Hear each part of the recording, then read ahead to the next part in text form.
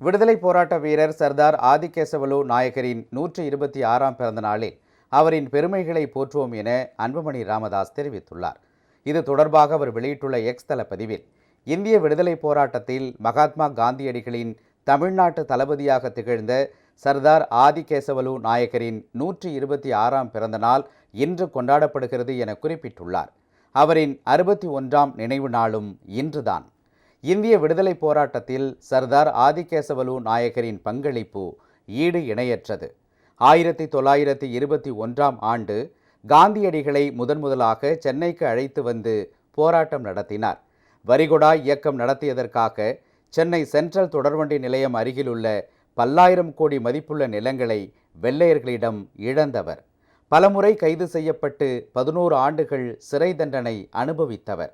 விடுதலை போராட்டத்தில் ஆதிகேசவலு நாயகரின் வீரத்தையும் தீரத்தையும் பார்த்து வியந்த காந்தியடிகள் அவருக்கு சர்தார் பட்டத்தை வழங்கினார். சர்தார் ஆதிகேசவலு நாயகர் ஆகியோரின் சாதனைகளும் தியாகங்களும் எப்படிப்பட்டவையாக இருக்க அவற்றை அங்கீகரிக்கும் வகையில் தமிழக அரசு எதுவும் செய்யவில்லை. இந்த நாளில் சர்தார் ஆதிகேசவலு நாயகரின் பெருமைகளையும் விடுதலை போராட்ட பங்களிப்பையும் போற்றுவதுடன் அவருக்கு புகழ் மரியாதை செலுத்துவோம் என அன்புமணி தெரிவித்துள்ளார்.